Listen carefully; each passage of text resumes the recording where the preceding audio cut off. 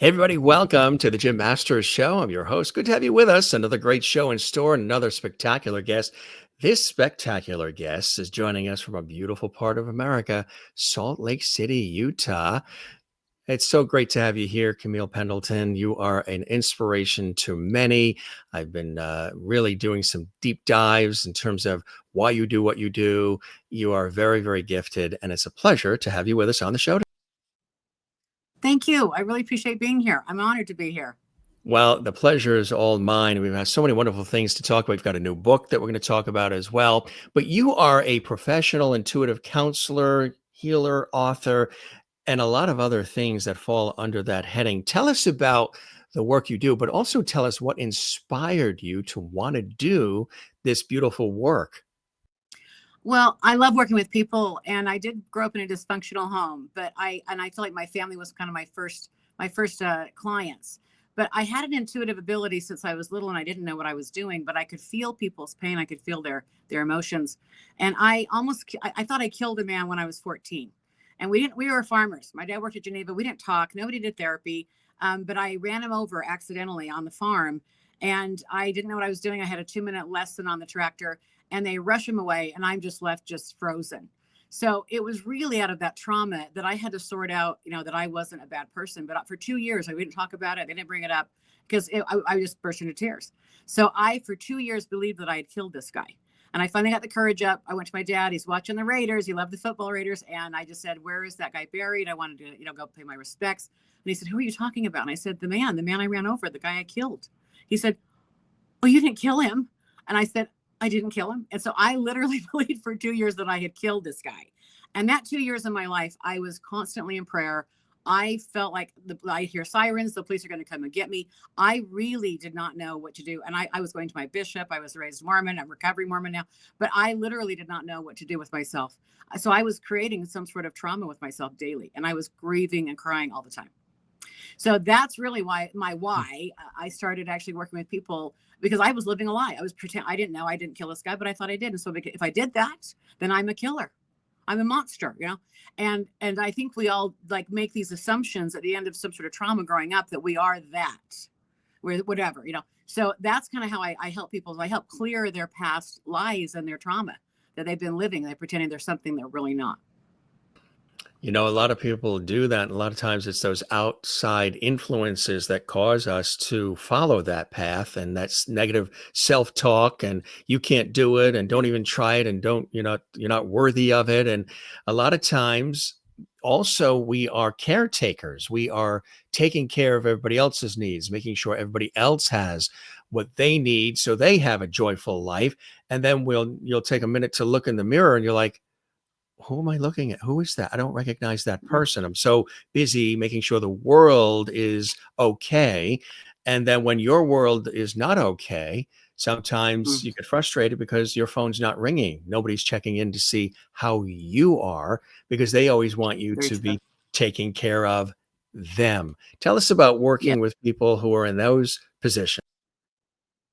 Well, they live a life of guilt. There's some sort of guilt. It's compensation. I've got to help this person because I'm unworthy in some way, or they're convinced that their life is to be of service. These are the pleasers in the family. These are the kids that grow up making mom and dad happy or making sure they're okay. Usually the oldest child, by the way, not always, but the oldest and the youngest tend to be more connected to their parents.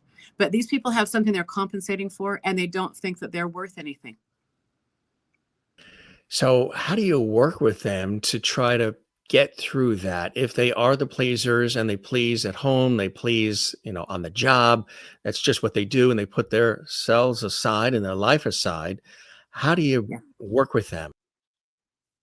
Well, you've got to, first of all, they've got to want to change. And a lot of people will throw the race in their life if they have somebody in their family that's going through a hard time in their childhood. So if there was a handicapped sibling, for example, or one right beneath them, had some sort of surgery, they have to put themselves last to be part of the tribe.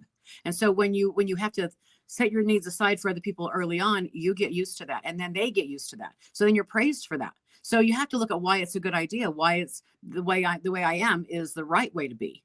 So people have to understand that actually, for the time it's right, but not always. Your work as a professional intuitive counselor is really something. Tell us about that. Maybe you can define and break it out for our viewers, what that is, how you work it, and the benefits of working with somebody like Well, when I'm working with someone, I have the ability to kind of tap into how they're feeling. So where they're stuck in their life. Maybe it was an age 5 years old, 15 years old, but I can kind of see a timeline with people. And I'll say this era, what happened this era. So I'm picking up on when they stopped generating for themselves and they became, an emotional hostage for someone else, or they just quit life. We spend our spirit on experiences. So when you've got trapped energy, for me, when I, thought I killed that guy, I had a ton of emotional charge on that, and I just was stuck in time. So I was trapped in that era, and I didn't live past that. People have these moments. People die. Children die. Things that are really hard for them to recover from. They don't know why. So when you don't understand why this happened, it must be me. It must be my fault. That's when you're stuck in your life. But I have the ability to feel that where they've been stuck, and from that point on, it's kind of like anything goes. They're drifting. They're not directed. Right, the drifting, that can really get you in a treadmill situation where you're stuck and you're really not going forward in your life. When did you or others around you realize that you had these talents, these gifts?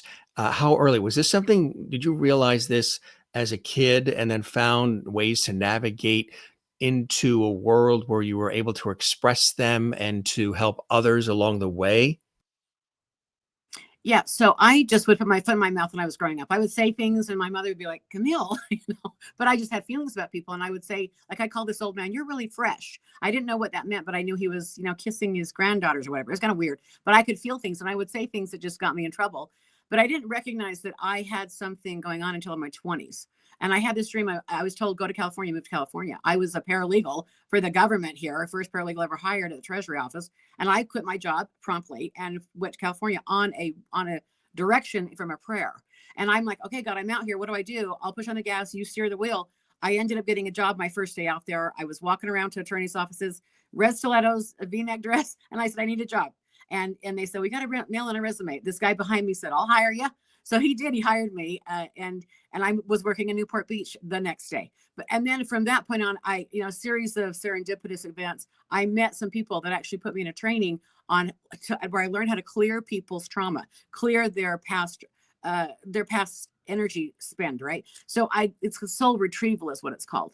But it was just through a series of events that kind of helped me see all that. But I was in my early 20s when I figured it out.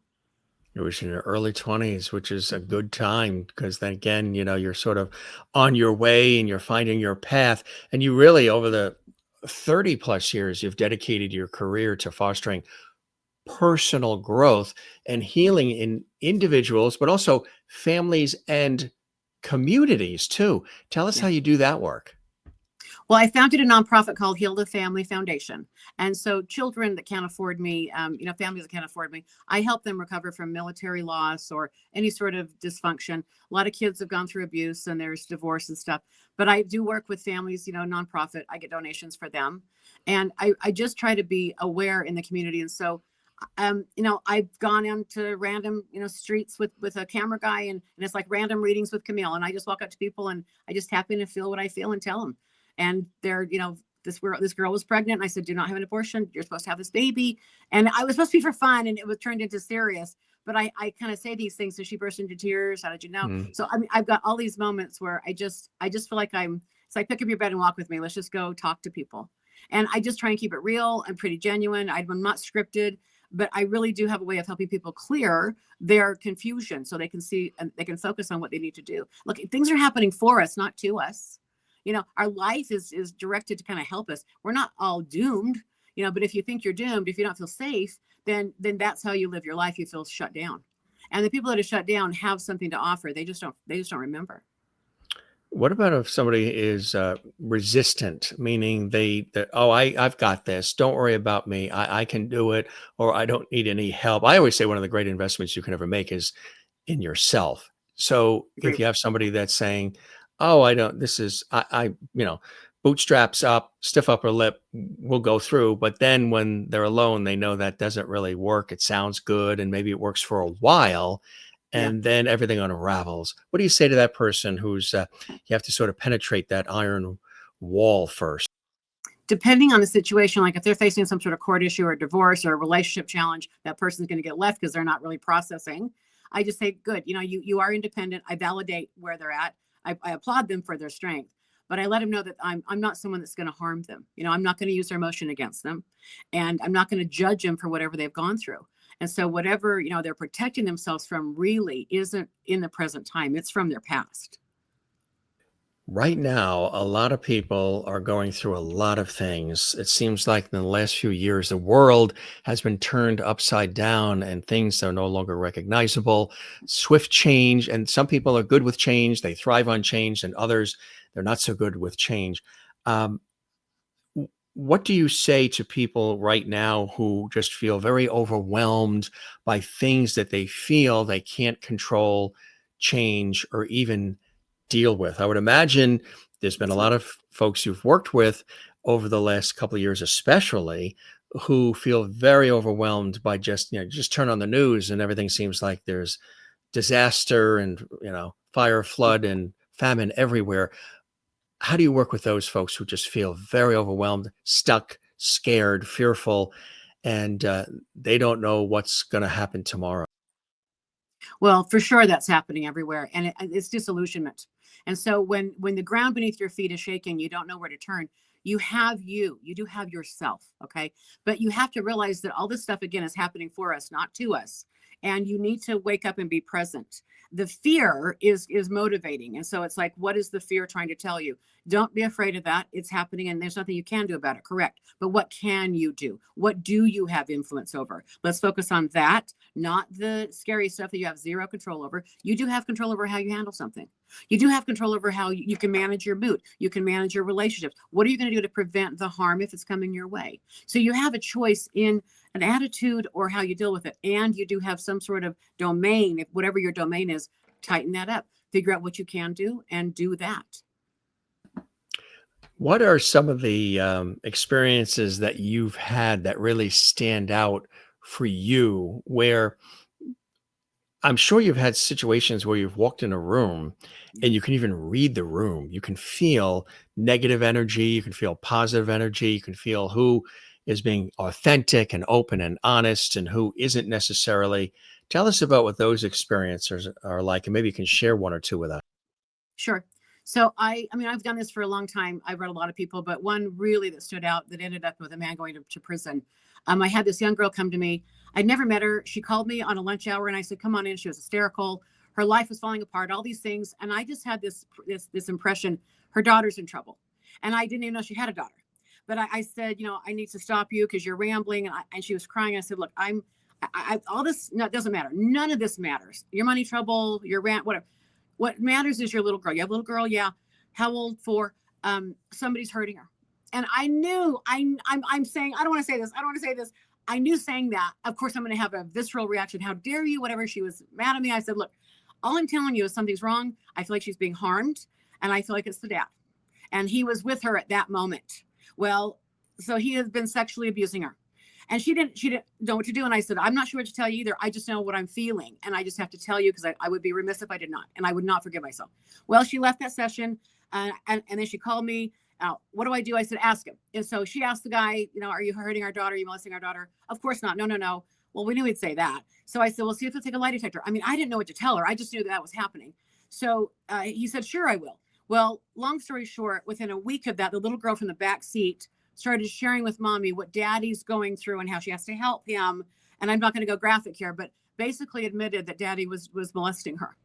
She gets out of her car, calls me, and I said, where are you? I located the nearest police station. She drove there. And there was a woman there literally that interviewed children right that day. They had just finished an interview, took this child in, interviewed her. They arrested the father, put him in jail. Grandma bailed him out because, of course, that couldn't be happening. He gets on a plane. He's arrested from the plane and taken back into custody. He served 13 to 15 years. And in the trial, again, nobody believed this, but in the trial, his little sister actually stood up and said, he's been raping me for years.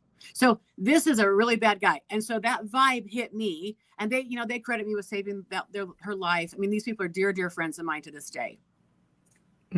That's incredible. I That's know, pretty amazing. heavy, kind of It great. is. Yeah. You're right. Kind of great. Yeah. But, there are a lot of people that are going through a lot of things. And sometimes just even bringing it up or talking about it is hard for them, but it is important to work through this because I know, like you say, transformation is what it's all about. It's a tell us what the transformation looks like for people, or is it you're in a particular situation in your life and you are stuck and you're transforming and you're blossoming and blooming and you're allowing things that maybe have been suppressed to rise and shine? Yes, great. You are a great question asker. Perfect. I'll tell you what it is. It's actually living in truth. When you're aligned with the truth, there is no emotional charge. We're not chaotic. The truth just is, right? So it's that little girl was harmed. Of course, there's drama around it. Well, that's just the facts. But the facts got told. When people stop resisting the reality, when they stop making it mean something, oh, I can't, go through this. I can't look bad. I can't. You have to live life in the truth, not pretending to be someone you're not. We're all living a lie. Okay. So what lies are we telling ourselves? What lies are we living? Does it really matter what our brand of clothing is? Does it really matter what we drive? All these things they're just they're stupid, really. So when people want to get real, when they want to get an authentic life, they have to start living true. Go a day without lying at all. Try that. Do an hour without lying, and it isn't like that we're bad people, but we are so conditioned to look good. We're the only species on the planet that will open an elevator, have an elevator door open in front of us, and we don't feel good about the guy standing in there, but we still get in because we don't want to embarrass him or be that person, be prejudiced. But an animal would be instinctually at their throat. Right. So, Although I've so seen we some let of that. ourselves get I've up. seen some of that lately too, with people. Seems like everybody's at each other's throats. One of the things too is I'm big about this, and you have to laugh. You have to laugh at yourself. You have to lighten up on yourself. You have to have some humor, and you have to surround yourself with things that make you feel content, Yeah. comfortable, at peace. We talked about being on the coast here where we are. I love the ocean. The ocean is very, very important to me. It speaks to me. I'm always swimming, surfing, boogie boarding, sailing in it. It's something that I can go to that is always there, larger than myself. It's got to Yeah. be something bigger than me that I sort of surrender to. And we have this relationship. So I respect it. It respects me. I know when to not push my limits with the ocean, but yet enjoy its beauty and natural profoundness. But surrounding yourself with music and nature and things that are there that will always be there, Yeah. and sort of pull away from some of the negativity is really important for that balance we need, right? You're totally right. I like the hemisync sounds or music. It stimulates the right side of your brain and it helps relax, helps you be more intuitive too, by the way. The psychic spies that the CIA trains, they start the training with hemisync sounds. So if you're looking to kind of relax and get more intuitive yourself and feel your way, hemisync music is really good to listen to. It's on Spotify, it's on YouTube for free.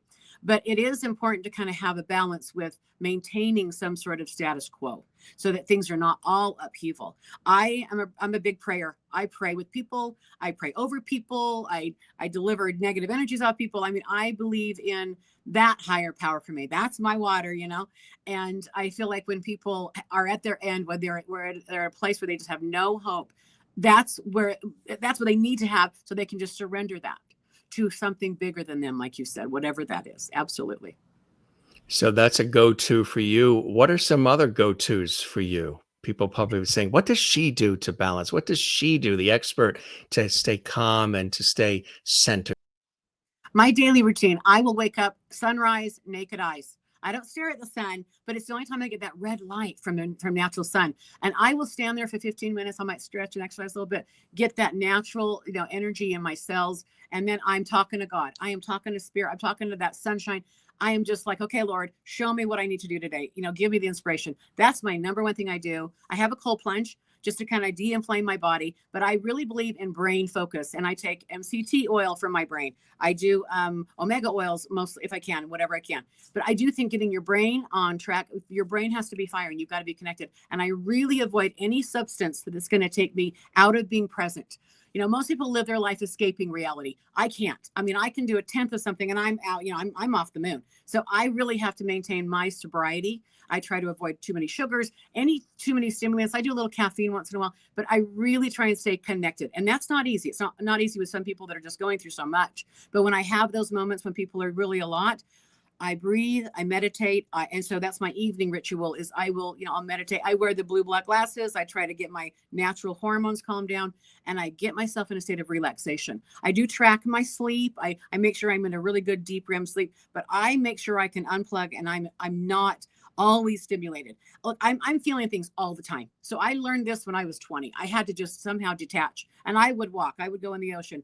Salt bath water is amazing. So the ocean is miracle. I'm not living by an ocean, but I used to in California. But I do make sure that I unplug and then I read something that really does inspire me. I try to let myself be inspired. I do avoid gadgets because I think that's a lot of too much stimulus. I don't scroll because that just, again, awakens me. But I pray and I talk to God a lot. I mean, constantly. You have this connection that you speak of to the divine. Tell us about that, the importance of it, and how you call upon that in your own life, but also when you're working with folks so they can find that connection as well. And maybe they used to have the connection and life got in the way and they want to reconnect. So I always say I work for God. And so I've got someone in my life and they want me to work for them. I'm going to send my person to you and y'all want you to tell them this stuff. I don't do that. I can't do that. I have to live true and I have to be authentic. So I say, well, I can't. If it comes up, I will, but I got to work for God. I do feel like it's important for us to realize that we're not alone. I think when we isolate, where we're self-isolated, a lot of dark energy takes us over. We're social beings. We're communicators. We need to be connected to something bigger than us. And that keeps us humble. It keeps us listening and receptive. Look, God can't help us if we're not receptive. Nothing can help us. No one can help us if we're not coachable. So if we're not receptive and listening, then we're on our own. And I don't want to be on my own. I want to have something connected to me. And look, when the crazy stuff happens, when people go through dark times, death, I can't handle it. God did that. There's nothing personal about this.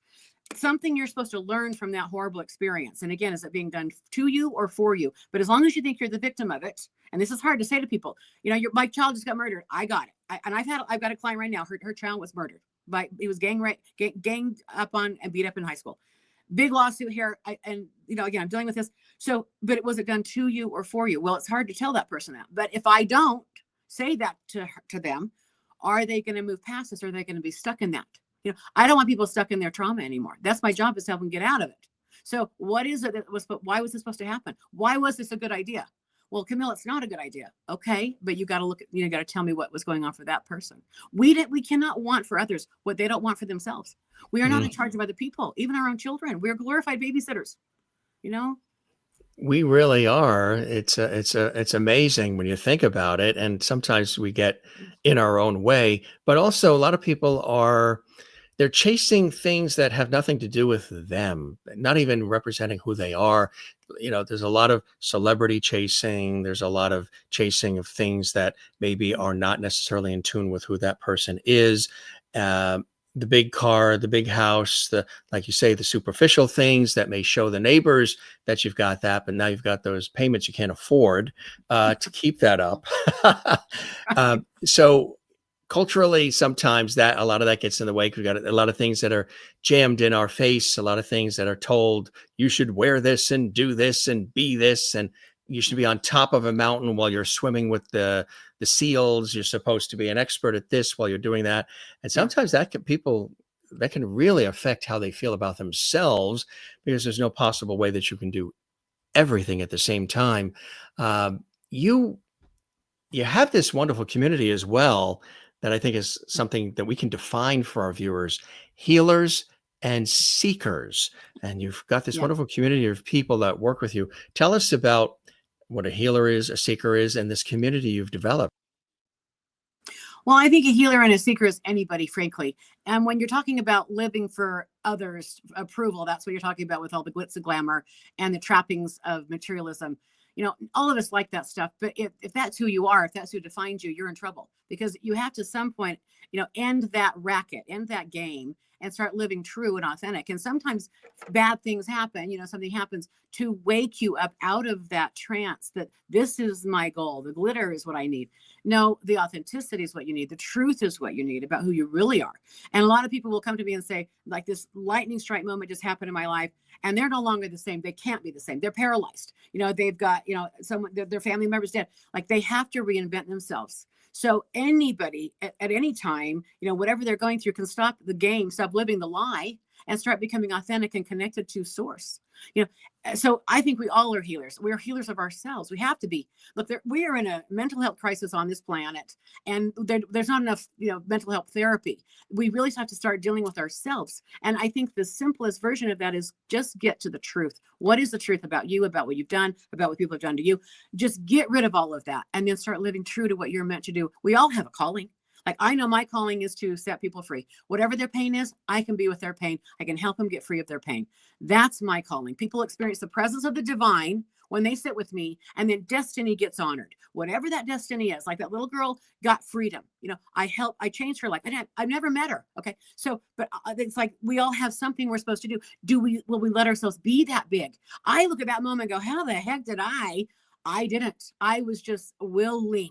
And it takes someone who's willing to just stand in truth and tell the truth. And there's things I know I don't want to say. I'm going to have a visceral reaction. People are going to get mad. I've been told F off. I've been yelled at.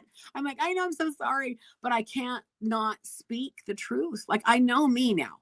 And so I want to be used by God. I want to be used by that. I want to be a vessel of love, and I help other people. But everyone's got this in them.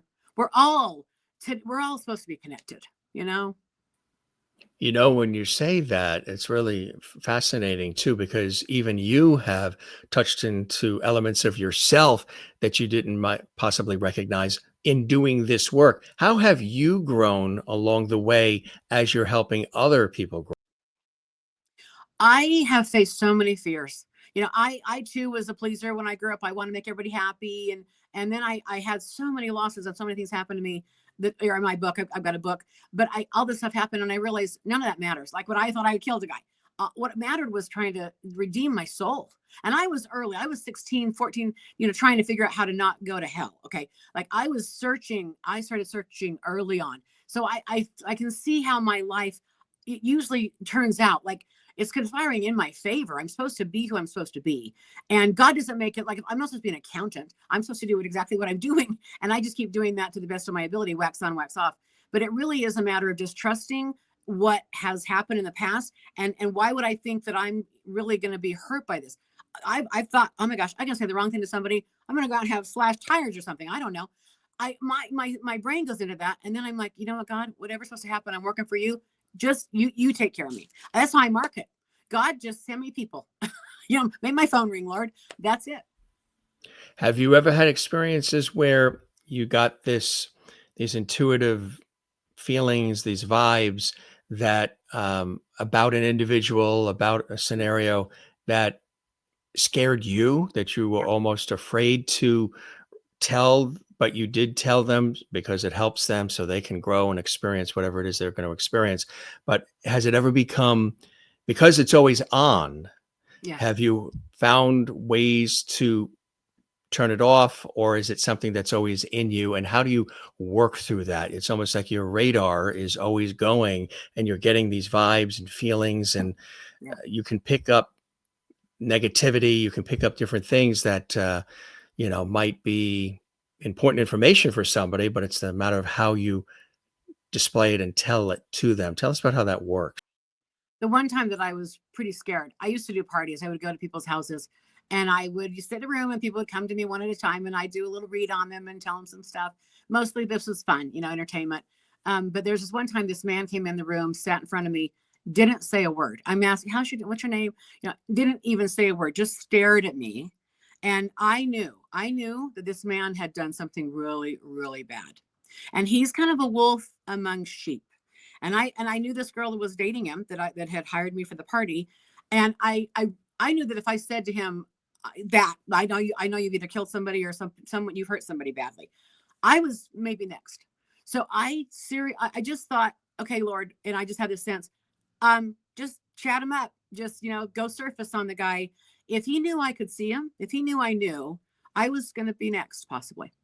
So I did not confront and tell him I could see him, because I didn't want to put my life in jeopardy, frankly. Now, and later, within, I think I want to say 3 months later, that woman had broke up with him, and she told me some horrific story. He was on the news. He had killed somebody, his ex-girlfriend, actually. So this guy was a bad guy. And I didn't go, I had a sense not to tell her. I said, okay, do I need to go tell her this stuff? I didn't know exactly what I was feeling, but I knew I wasn't safe. I didn't think he was going to hurt her, but I knew something bad about this guy. So it came out, and I did talk to her. She came to me and said, what do you think? And I did tell her, I'm not sure this is your happily ever after. I don't think this is your guy. But they did actually, get away from her. But that was the one time I was terrified. Other times I have to tell people, again, if I went down and told her, hey, your boyfriend's a killer, your boyfriend's a bad guy. Oh, what are you talking about? They're not receptive to that. They're not going to hear me. I've done that. And I kind of dropped that bomb on people, but that's not always productive either. So you kind of sometimes have to dose them a little with little truth here and there. And when they seeking answers, that I can tell them. How about when It's people are kind of tricky. dealing with significant loss of a loved one, loss of a pet, loss of their health or this career that they've loved? We see a lot of loss out there, and now with technology and everything, people express it so freely.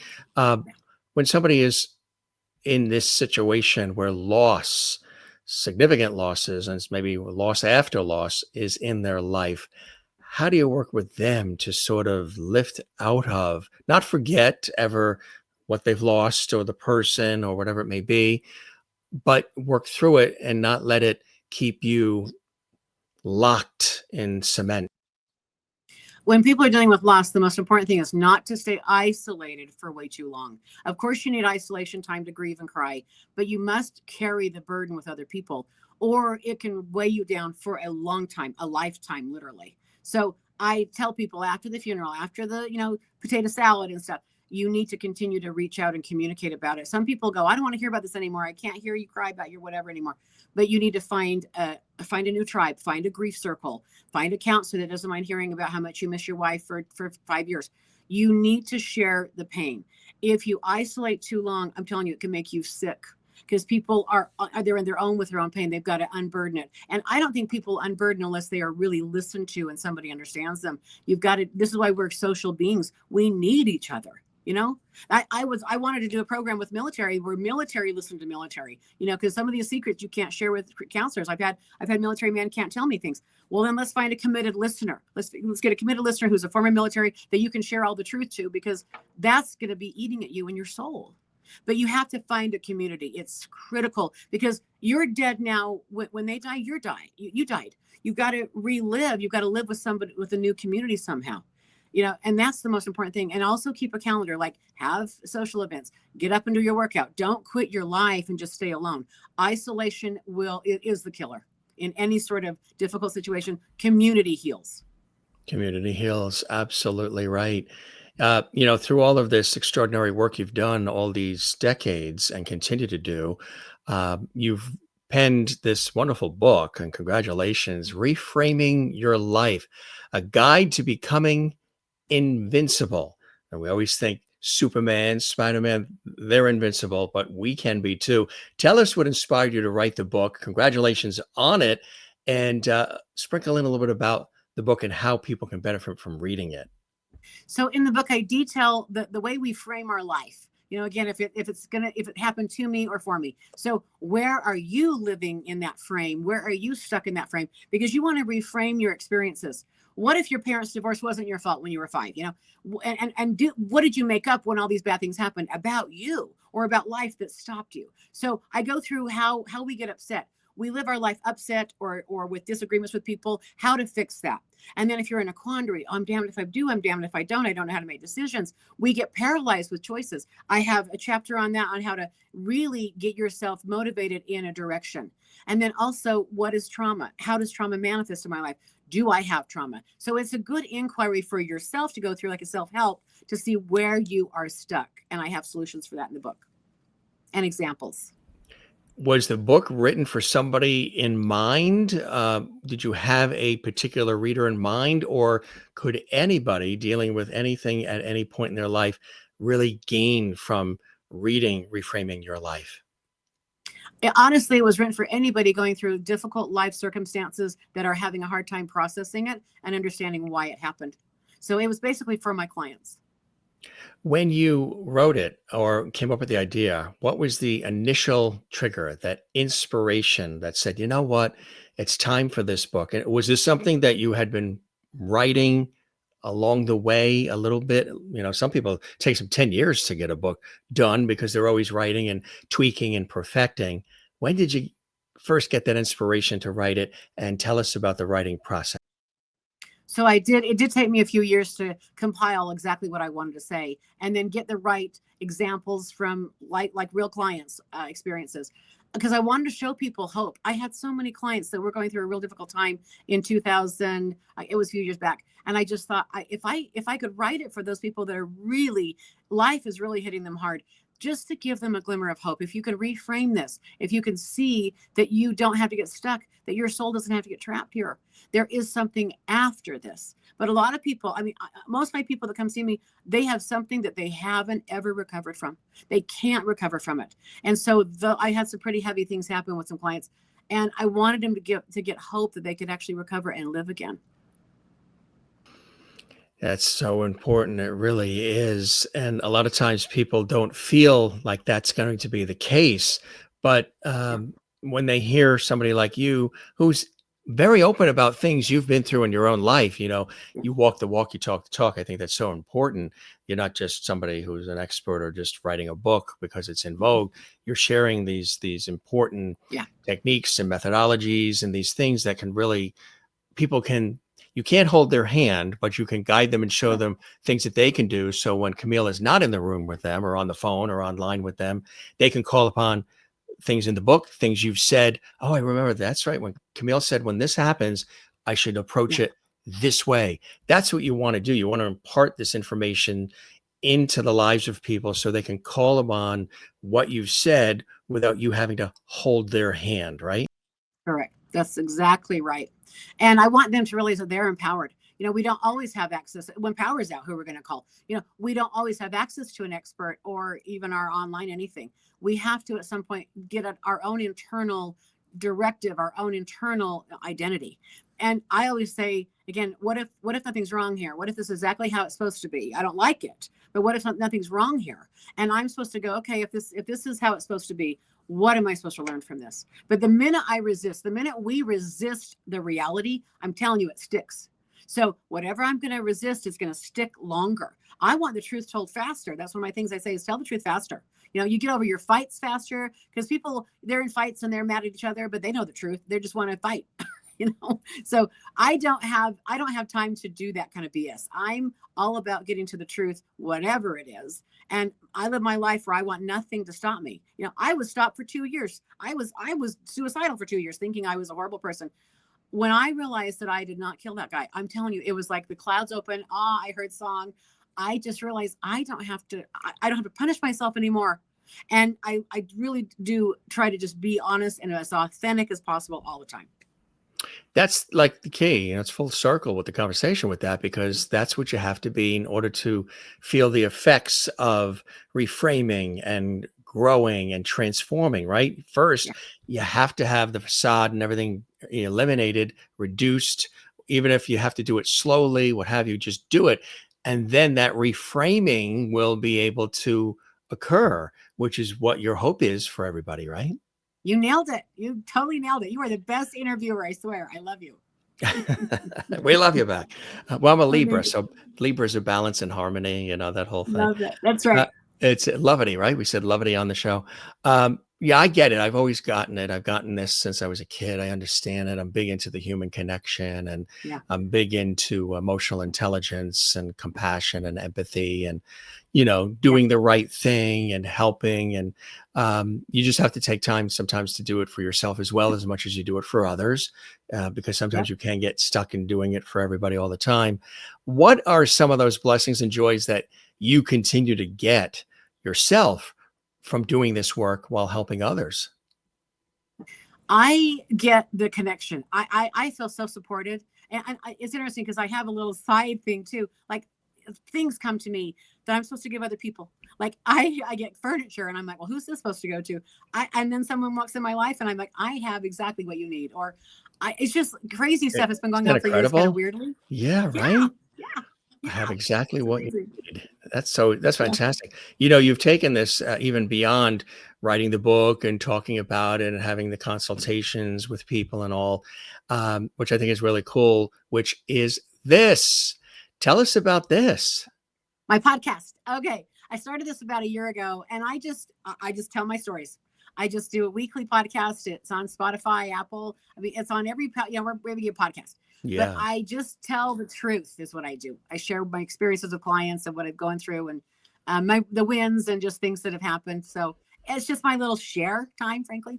I see so many miracles in my office and I think, oh, I wish there was a camera here. Someone else could witness that.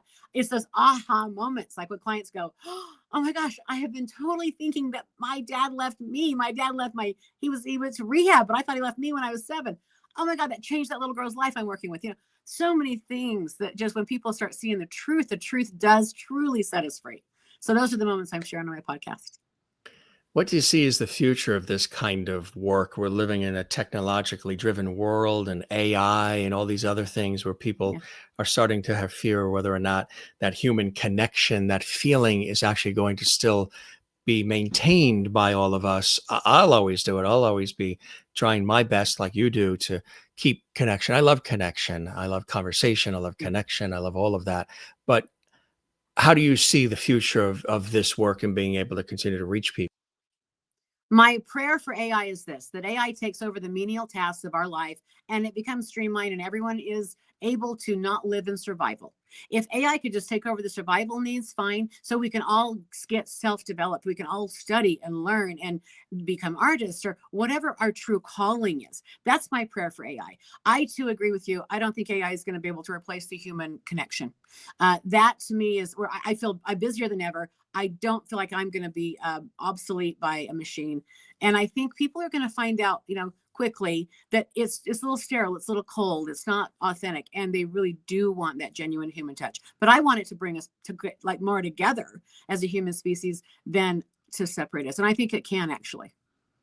What are some other exciting things that you have coming up, Camille, that you might want to share? I know you do, in addition to, of course, the book and the podcast and all, you do retreats, workshops, different things to bring people together too, which is quite exciting. I've been on a couple of those, actually on some of my television work. We went and I've experienced it. One was up in Canada, actually, and it was really extraordinary. Can be very, very um, just comforting, therapeutic. It gets you to stop and think and breathe and reassess, reframe, like you say.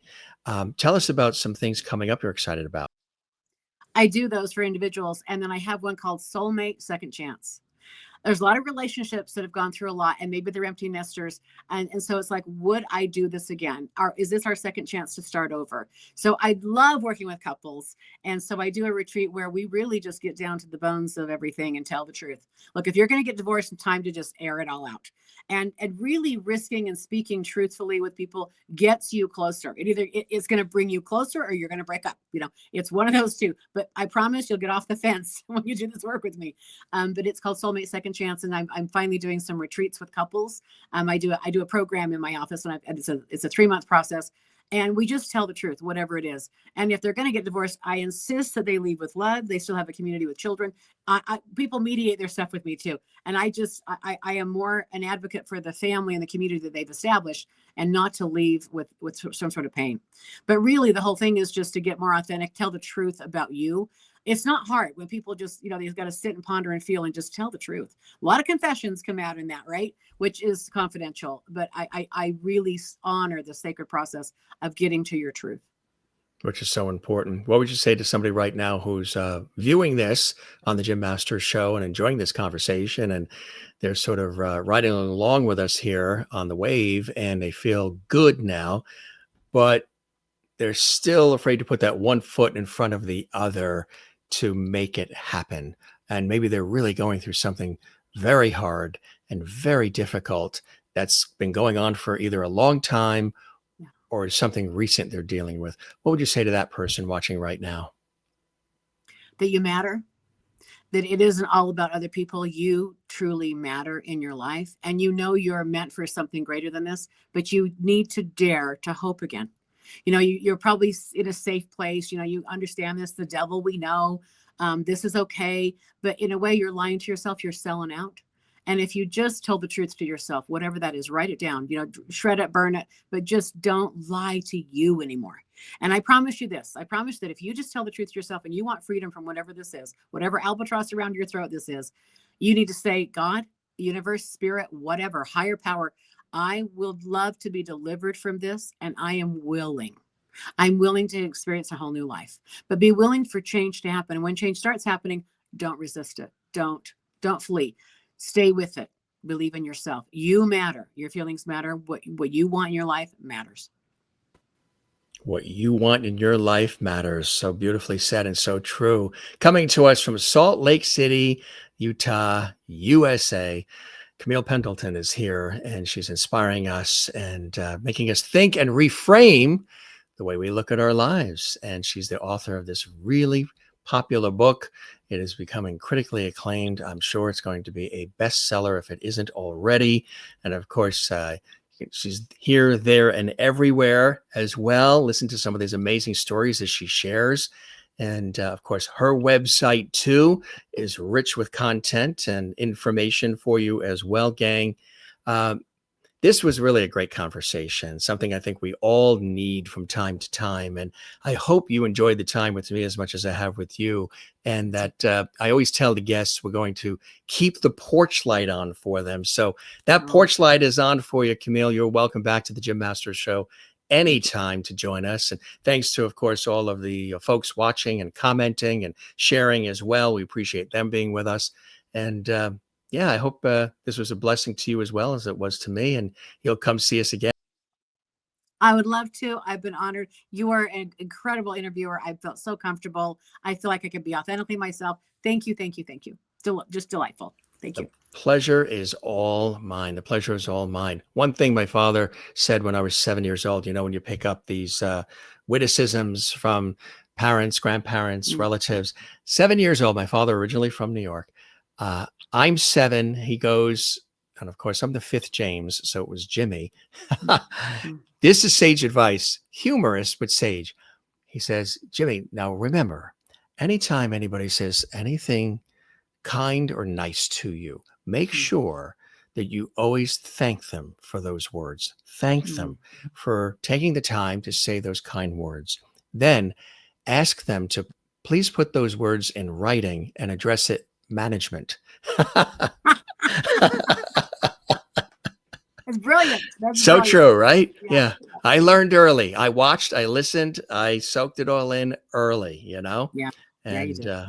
I did. So, and we're doing work that speaks to, who we are, right? You are, I am, we're blessed. Yeah. And to share it with others. That's right. We're blessed. You be well, my friend. Come see us again. you. Congratulations on everything. And Thank you. spread the word about the Jim Masters Show. We would love that. Absolutely. And thanks for your generosity of time. It was a real pleasure. Mine. Thank you very much. You be well. You take care. Bye-bye. Bye-bye now. How cool was that? What a wonderful person, huh? And a real spirit. And we are so excited to have this opportunity to share her with you on the Jim Masters Show. Again, if you'd like to learn more about her extraordinary work, you can go to her website, and it's got everything there. And again, she is somebody who has a message, and she's somebody who's compassionate and empathetic. She listens.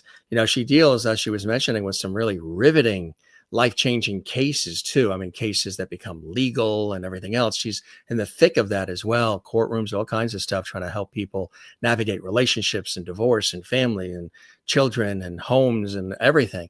And then she works, of course, individually with people who are going through things themselves, whether it's trauma and loss, relationship issues, confusion, just different things that happen in our lives. And it was a pleasure having her here. Again, you can check her out online and check out the book. We want to show you that book again, because again, it's going to be, there it is, Reframing Your Life, a guide to becoming invincible. She shared some of that with us here on the show. You can follow us right here on all of the social media, X, Instagram, and Facebook at Jim Masters TV. This episode also archived on our YouTube channel, which is Jim Masters TV, where there's hundreds and hundreds of episodes, celebrity friends, special guests who stop by to share some time with us, which we really appreciate as well. But if you truly enjoyed this episode, well, we would love it if you give this episode if you're watching on the YouTube channel, give it a thumbs up like. Yeah, big thumbs up. If you learned something, hopefully this episode made you feel good. Maybe you want to be connecting with everybody, which Kimile suggests. I agree as well. Share this episode on your social media directly from our YouTube channel. Subscribe to the YouTube channel, Jim Masters TV, and drop a comment below. Leave a comment below. What are some things maybe that you're going through? Some things that maybe you need help with, or maybe there's just confusion going on in your world right now. There seems to be a lot of confusion going on everywhere, and we're all pulling at straws to try to figure it all out.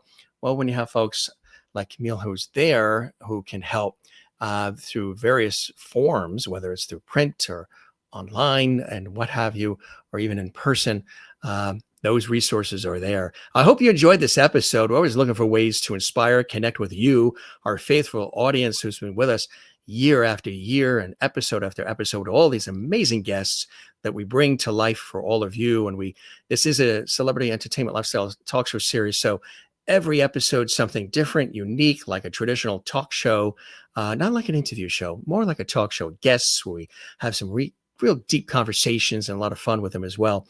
So I hope you enjoyed this episode and you'll come back and see us again. As I always say, don't forget to love one another, and don't forget to take care of one another, and don't forget to do the very same for yourself. Really important to do that, and breathe from the diaphragm. Deep, deep breath, no hyperventilation. Deep breath, really important. And you come see us again. We'll keep the porch light on for you right here at the Jim Masters Show. We thank you for the comments and the continued support of our series. Check out some of the past episodes as well. And this was a great conversation with Kimile Pendleton, and I hope you enjoyed it. Let us know. Leave a comment. We'll see you on the next episode. Be well, everybody. I'm Jim Masters. Cheers.